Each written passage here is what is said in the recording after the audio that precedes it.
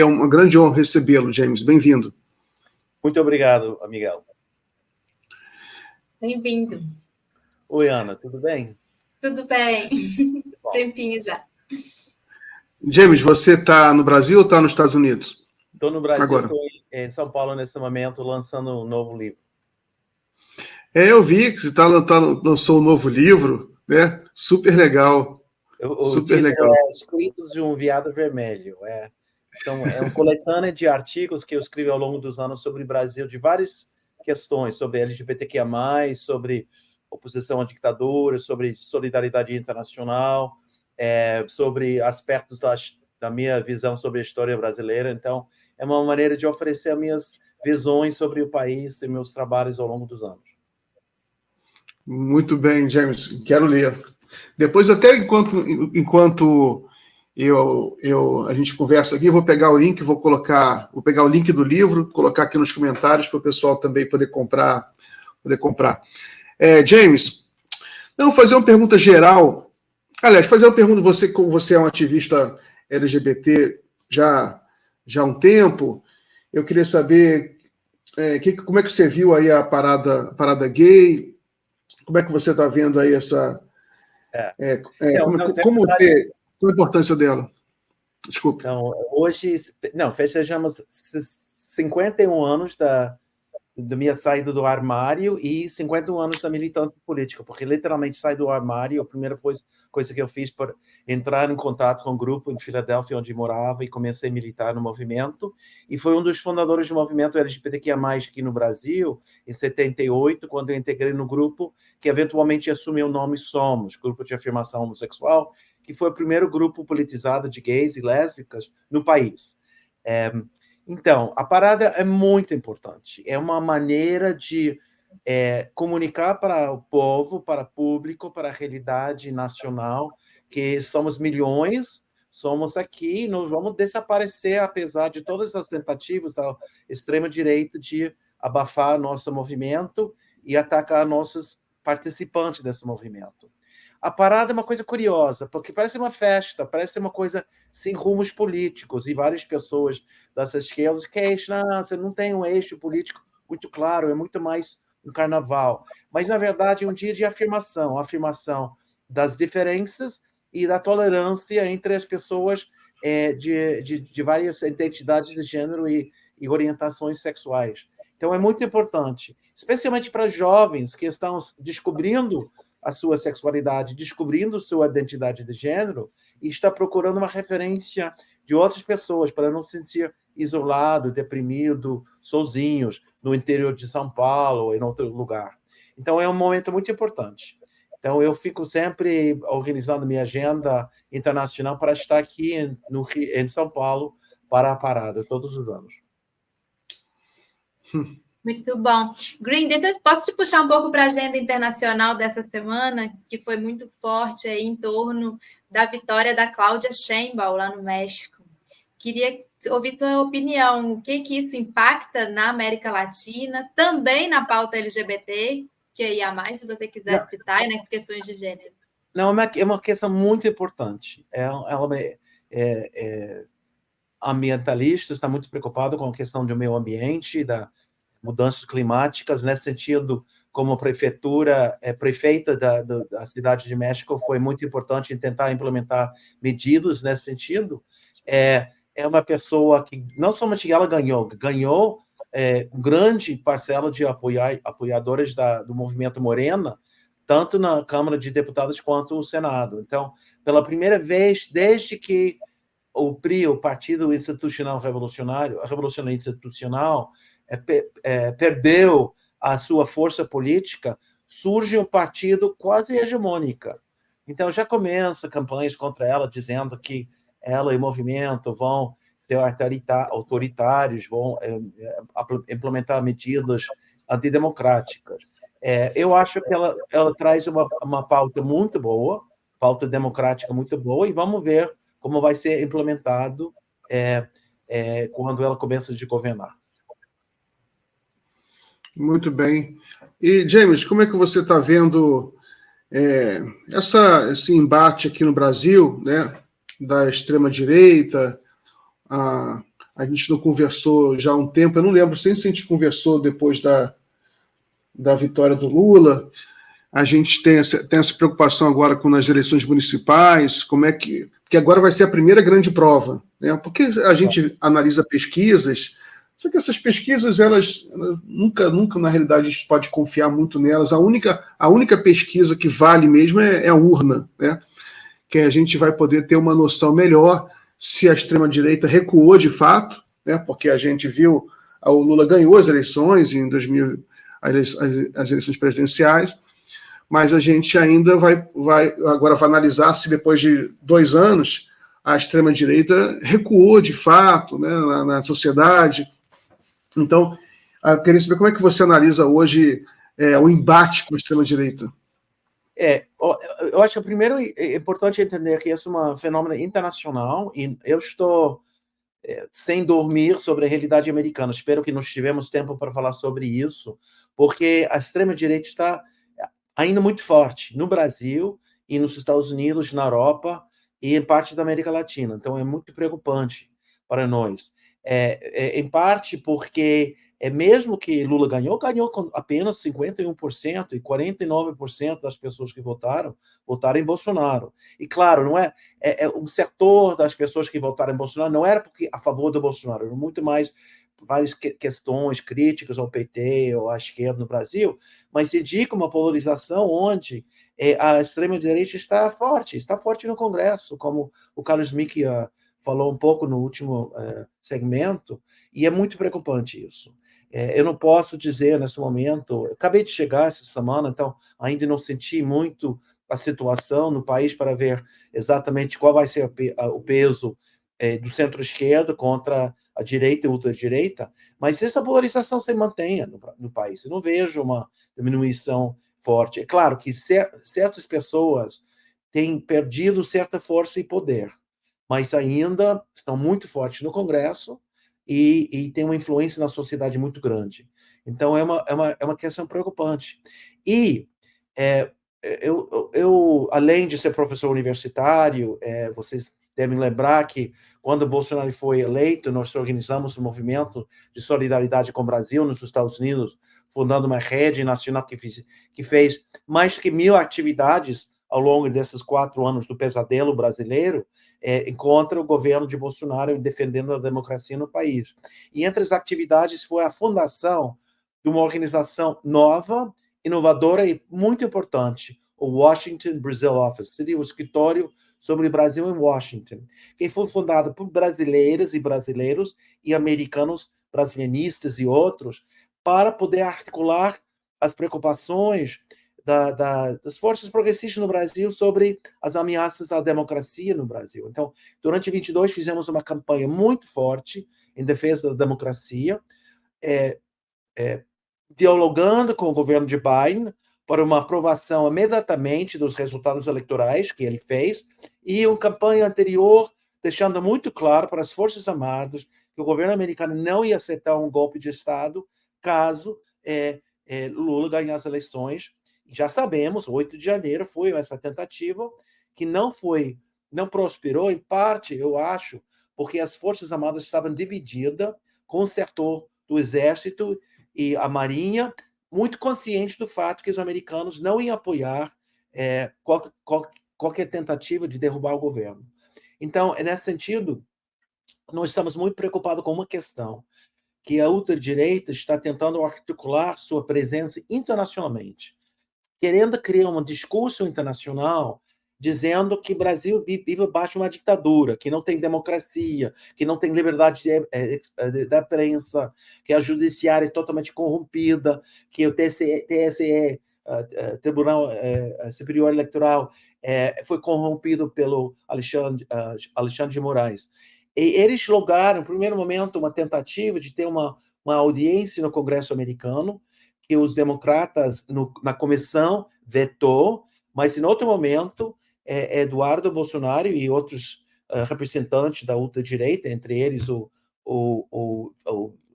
neto do Figueiredo, estavam presentes nessa segunda audiência, onde os democratas defenderam a democracia no Brasil e questionaram esse discurso deles, dizendo que não parecia correto esse retrato do Brasil, que estava vendendo para o exterior, e depois, depois 3 brasileiros falaram, fazendo essas críticas, e um brasileiro que é professor de ciência política nos Estados Unidos, advogado, defendeu a democracia criticando essas tentativas de sujar a imagem do Brasil internacionalmente. E essa campanha não vai terminar com essa tentativa de influenciar o Congresso americano. Vão voltar a tentar fazer isso e vão fazer isso na Europa. Então, estamos muito preocupados, estamos de alerta, tentando articular internacionalmente uma contra-narrativa, deixando muito claro que a democracia está viva, está forte, com problemas e desafios, mas aqui no Brasil não tem ditadura, não tem falta de liberdade da imprensa, não tem presos políticos que foram envolvidos na invasão do 8 de janeiro, são criminais que invadiram as casas dos 3 poderes para derrubar um governo democraticamente eleito. Então, é uma preocupação internacional muito importante, e nós do Washington Brazil Lovers estamos lutando muito para deixar muito claro a realidade brasileira para o público internacional. James, nós acompanhamos muito pela Fórum essa audiência, inclusive, eu esqueci o nome do professor, sobrenome é Fábio Silva. Fábio Silva, eu lembrava que era Silva.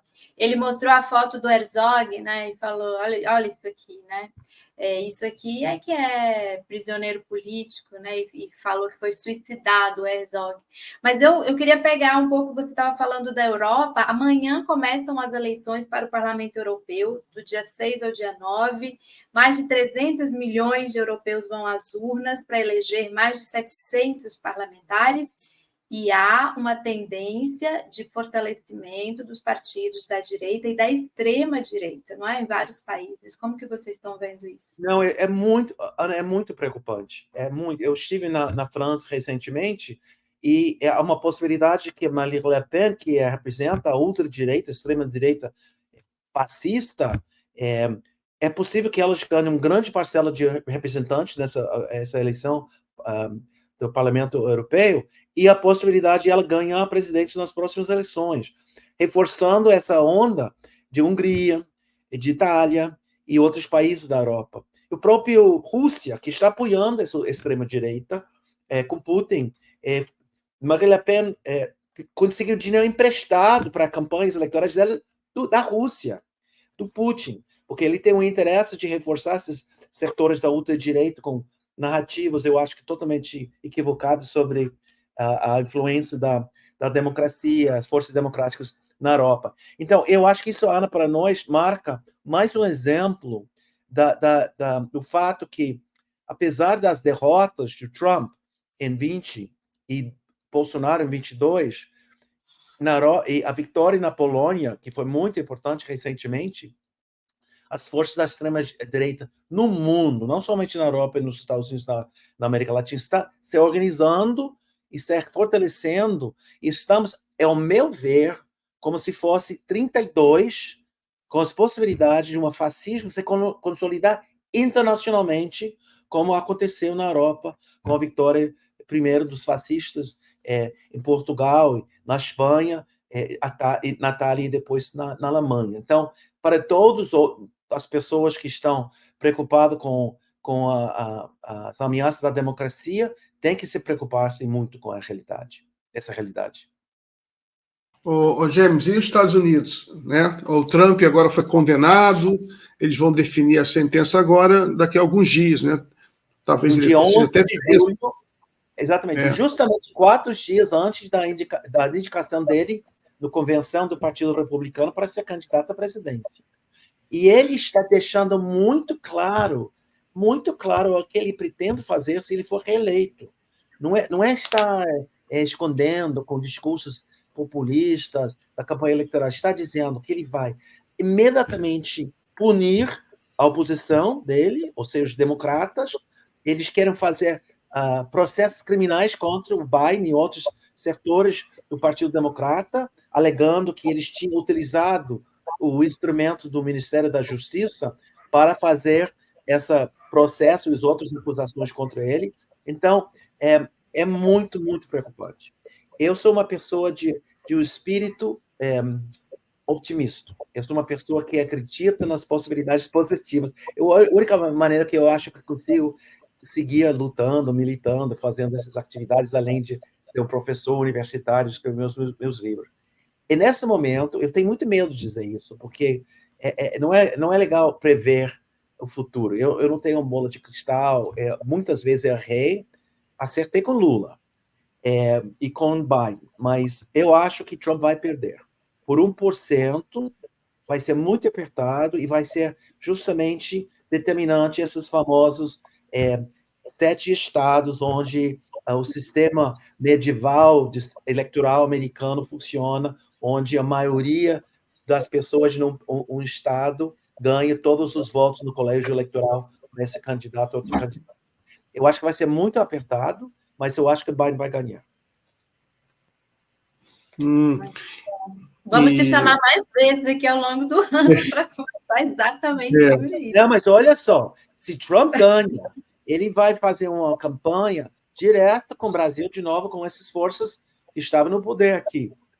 E eu acho que isso pode levar o processo como foi o processo da vitória do Trump e depois da vitória de Bolsonaro. Sabemos essa amizade que eles tiveram, visitou a Casa Branca, tudo isso. Então, para as pessoas no Brasil, tem que ser muito preocupado com os resultados eleitorais. E apesar de muitas pessoas que criticam vários aspectos da política exterior e doméstica de Biden, e eu tenho milhares de críticas a ele, para mim é exatamente a situação que se enfrentou no Brasil, quando Lula conseguiu juntar uma grande coalição da centro-esquerda contra Bolsonaro e os republicanos e nos Estados Unidos, Biden está tentando manter essa frente, que é o Partido Democrata, que é uma frente, é um partido, mas na verdade é uma frente de várias visões políticas dentro, contra os republicanos, que totalmente estão à extrema-direita agora. Não tem mais republicanos moderados. Não tem mais. Mas a questão da Palestina quebrou muito Biden, não? Olha, com certeza, essa questão da guerra entre Hamas e Israel na Gaza criou uma grande crise dentro do Partido Democrata, no sentido que uma base que sempre votava democrata, especialmente pessoas cujas origens são do Oriente Médio, pessoas imigrantes da Líbano, de Palestina, de Síria e outros países, eles têm um certo repúdio à política de Biden. Eu acho que essa é uma questão muito complexa, que em outro momento talvez eu consiga falar sobre isso, mas a iniciativa de Biden agora de obrigar a Netanyahu a enfrentar o fato que ele tinha feito um acordo, e havia assinado um acordo, não assinado, mas ele tinha feito um acordo com Hamas e com os Estados Unidos para uma série de fogos e a possibilidade de um processo para a reconstrução da Gaza e, eventualmente, estabelecer um Estado palestino lá na Gaza e na Cisjordânia. E agora, Bibi Netanyahu, como o Bolsonaro, mentiroso, ele mente como Trump, ele falou uma coisa para Biden e outra coisa para a extrema-direita do gabinete dele, e agora está sendo revelado essa contradição, e vai ser muito interessante se, na verdade, o Biden consegue, com essas manobras que ele está fazendo com ele, a possibilidade de um cessar de fogo. Vamos ver. Está muito complicado e difícil na situação. Mas sobre as eleições americanas, é verdade, um setor nas primárias, nas internas, em vários estados, votaram independente ou nenhum dos outros. Como é que chama esse voto? Unconformed? Como é que chama esse? É um nome? Esqueci, não, honestamente, undecided. Não decidido. Eu acho que não decidido. Que é uma coisa que... porque, enfim... mas há uma indicação... tipo, setor, não confio em nenhum desses aí. Né? Não confio em nenhum desses. Exatamente. Mas, na verdade, é uma porcentagem entre 10% e 19%, e Biden ganhava 80% dos votos, 80% a 89% nos votos no primário. A única questão é se essas pessoas vão ficar em casa e não vão votar, porque vão deixar de votar, ou vão, ao final das contas, ser pragmáticos, dizendo que nessa conjuntura a eleição de Trump vai ser muito pior, porque Trump é grande amigo do Netanyahu. Então, é entender isso, que Biden tem uma situação complexa sobre Israel e Palestina, e Oriente Médio, então, mas Trump é aliado total de Netanyahu. E sabemos, Netanyahu odeia Biden. Inclusive, Netanyahu está querendo ir para o Congresso agora para fazer um discurso, e os republicanos chamaram ele para cá, uma crise dentro do Partido Democrata, e Biden, a última vez que Netanyahu fez isso, um discurso no Congresso americano, ele criticou o tempo todo Obama. Então, ele vai fazer a mesma coisa, talvez. Então, há uma tensão muito grande, e eu acho que nos últimos dias, essa drama vai revelar se é possível ou não uma sede de fogo e o começo de um processo. Porque é possível que essa situação crie uma ruptura dentro do gabinete do Netanyahu e cai o governo dele. Se cai o governo dele, ele não é reeleito, porque apesar de uma certa popularidade, fica muito evidente que ele não ganha uma eleição. Por isso ele não quer uma eleição agora. Ele usa a guerra como um pretexto de não fazer as eleições. Unidade nacional, durante a guerra, não pode ter eleições para depois. Então, porque ele sabe que ele vai perder, e com isso ele vai, como o Trump, ser processado, tem vários processos contra ele, e esses processos vão acelerar, e capaz que ele, como Trump, pode servir tempo na prisão. E é uma presidência em Israel de prender e condenar e servir na prisão ex-presidentes. Então, isso existe, não é? Nos Estados Unidos é outra questão, porque não se sabe se esses juízos de 11 de julho vai ter coragem de condenar Trump à prisão, ou se não, condená-lo para tipo de confinamento militar enquanto ele está fazendo a campanha eleitoral. Isso vai ser muito importante de 11 de julho, essa decisão do juízo. Tá. Eu ia fazer essa pergunta, mas você já respondeu sobre a eventual prisão. Mas outra pergunta sobre Estados Unidos, sobre... a gente tem informações, eu acompanho pela imprensa, sobre a economia americana, né? Que está indo bem, que a gente tem visto, o desemprego está baixo, a economia está crescendo, mas ao mesmo tempo a gente vê notícias de insatisfação dos americanos, né, com a economia, desigualdade está muito alta. Como é que você avalia a economia americana hoje? Qual é a sua interpretação? Então, primeiro, desemprego é mais baixo desde o Johnson, em 65. Isso implica para todo mundo, não somente para o trabalhador branco, para os negros, para os latinos, todo mundo. Nesse sentido, é muito emprego, a economia está avançando, está muito dinâmica nesse momento. Porém, houve muita inflação durante o Covid e logo depois, quando as companhias... Isso foi uma coisa muito, muito horrível. As pessoas já aproveitaram. É que nem no Brasil, em outros momentos, quando começa um período de inflação, os empresários, os donos, eles aumentam os preços porque eles pensam, bom, pessoas vão aceitar isso porque é um momento de inflação. Então, essa inflação está criando uma situação de coisas que são mais caros, mas as pessoas estão consumindo, estão queixando sobre os preços. Então, nesse sentido, a economia anda bem, mas as pessoas não estão percebendo isso, ou não estão sentindo isso na pele. É mais uma subjetividade das pessoas. E Biden não consegue comunicar os resultados das várias iniciativas que ele fez no Congresso de projetos de leis aprovados, que foram muito importantes na economia. Então, esse é um problema que ele tem uma dificuldade de comunicação. E o Trump tem feito uma campanha com a sua base durante 4 anos, criticando durante 9 anos, desde que ele começou a campanha eleitoral em 15, contra os democratas, e nesse momento ele usa o discurso que Biden é muito velho para desqualificá-lo, mas na verdade é uma coisa muito interessante, porque quando ele fala que Biden é muito velho, implicitamente está dizendo, o cara pode morrer durante o mandato dele, e quem vai ser a presidenta? Kamala Harris.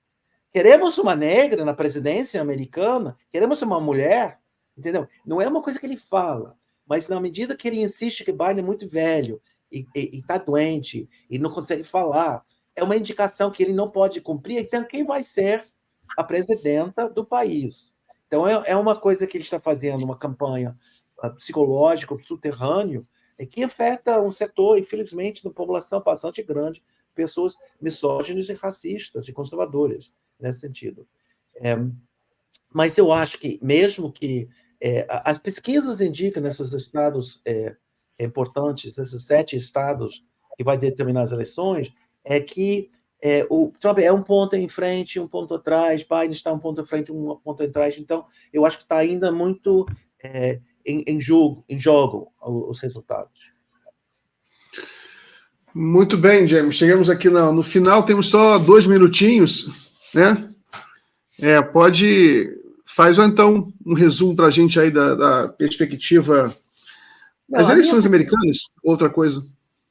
Minha perspectiva é o seguinte: nós, pessoas progressistas, seja da minha terra, seja do Brasil, seja da América Latina, seja da outra parte do mundo, nós temos que ser muito conscientes que estamos num momento crítico na história da humanidade. Não é um exagero, é uma ameaça profunda às democracias que estão ainda acontecendo, e nós temos que unir forças para defender a democracia, tanto no Brasil quanto nos Estados Unidos e em outras partes do mundo, contra essas forças autoritárias, da extrema-direita, que são meio... Eu não gosto de usar essa palavra fascista, porque acho muito pesada, mas para mim são semifascistas, são fascistas, e correm o risco de entrar no governo, tanto nos Estados Unidos quanto daqui a 2 anos no Brasil.